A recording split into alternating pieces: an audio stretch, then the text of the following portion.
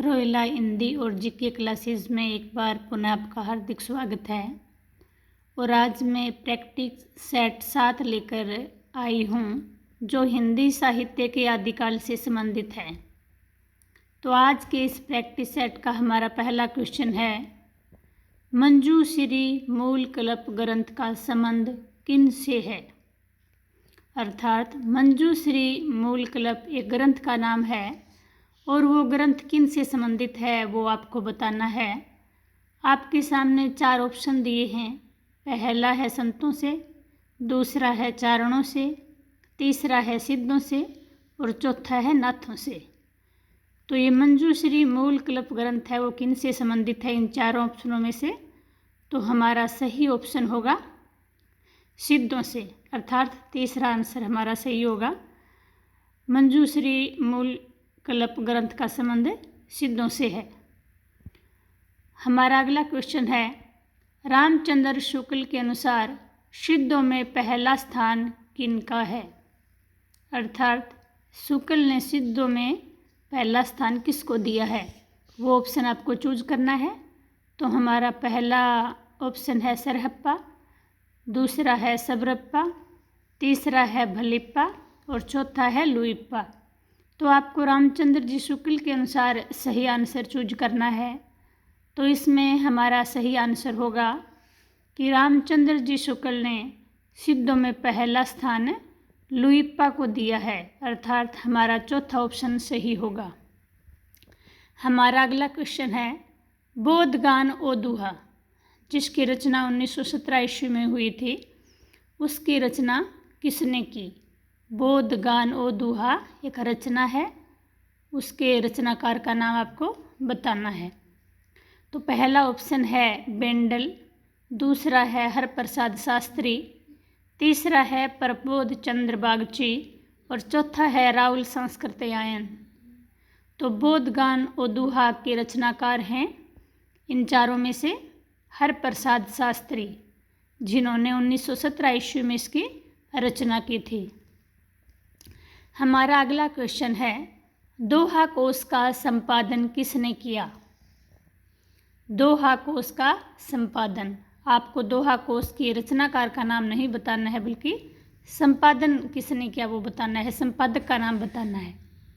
तो पहला ऑप्शन है सरहप्पा, दूसरा है सबरप्पा, तीसरा है प्रबोध चंद्र बागची, चौथा है केदार पांडे। तो हमको संपादक का नाम चुनना है, अर्थात दोहा कोश का संपादन किसने किया। तो इन चारों ऑप्शनों में से हमारा सही ऑप्शन होगा प्रबोध चंद्र बागची, तीसरा ऑप्शन हमारा सही होगा।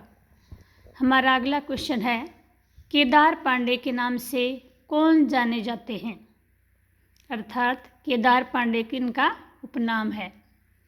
पहला ऑप्शन है राहुल संस्कृतयायन, दूसरा है केदारनाथ सिंह, तीसरा ऑप्शन है केदारनाथ अग्रवाल और चौथा ऑप्शन है कुबेरनाथ राय। तो इन चारों ऑप्शनों में से केदार पांडे के नाम से कौन जाने जाते हैं, आपको सही आंसर चूज करना है। तो हमारा सही आंसर होगा राहुल संस्कृतयायन, अर्थात पहला ऑप्शन सही होगा। अगला क्वेश्चन है, राग में विराग की अवधारणा के समर्थक कौन थे।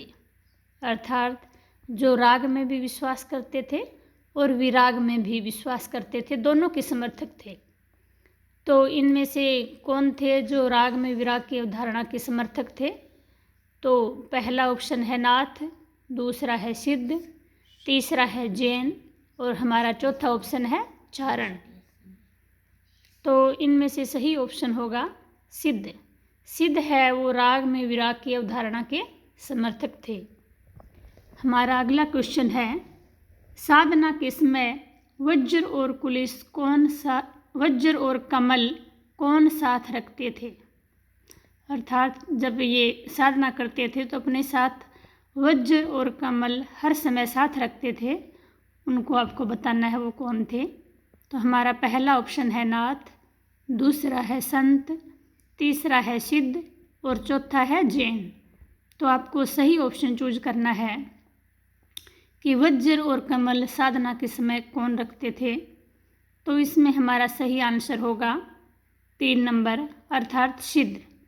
सिद्ध साधना के समय वज्र और कमल हमेशा साथ रखते थे। हमारा अगला क्वेश्चन है, सिद्धों के संबंध में कौन सा संगत है, अर्थात कौन सी चीज़ें सिद्धों पर सही लागू होती हैं। तो हमारा पहला ऑप्शन है नारी के विरोधी नहीं, दूसरा है गृहस्थ जीवन का विरोध, तीसरा है शास्त्रवाद का विरोध और चौथा है उपयुक्त सभी। अर्थात सिद्ध है वो नारी के विरोधी नहीं थे बल्कि गृहस्थ जीवन के विरोधी थे और वो शास्त्रवाद का भी विरोध करते थे। तो ये तीनों चीज़ें हैं वो उपयुक्त सभी, इसका ऑप्शन सही होगा क्योंकि ये तीनों ऑप्शन हैं वो सिद्धों के बारे में संगत दिए हुए हैं। तो हमारा चौथा ऑप्शन सही होगा। अगला क्वेश्चन है, हिंदी काव्यधारा 1945 ईस्वी के रचनाकार कौन हैं, अर्थात हिंदी काव्यधारा एक रचना है जिसकी रचना 1945 ईस्वी में हुई थी। तो उसके रचनाकार का नाम बताना है। पहला ऑप्शन है हजारी प्रसाद द्विवेदी, दूसरा है रामविलास शर्मा, तीसरा ऑप्शन है राहुल सांस्कृत्यायन और चौथा है राम कुमार वर्मा। तो हमें सही ऑप्शन चूज करना है और हमारा सही ऑप्शन होगा राहुल सांस्कृत्यायन, अर्थात तीसरा ऑप्शन सही होगा क्योंकि हिंदी काव्यधारा की रचना 1945 ईस्वी में राहुल जी ने ही की थी। और आज के इस प्रैक्टिस सेट का हमारा अंतिम क्वेश्चन है, सिद्धों की संख्या कितनी मानी जाती है। सिद्धों की संख्या बतानी है जो सर्वमान्य मत है उसके हिसाब से। तो हमारा पहला ऑप्शन है 9, दूसरा है 12, तीसरा है 84 और चौथा ऑप्शन है 80। तो इसमें हमारा सही ऑप्शन होगा नंबर 3, अर्थात सिद्धों की संख्या 84 मानी जाती है।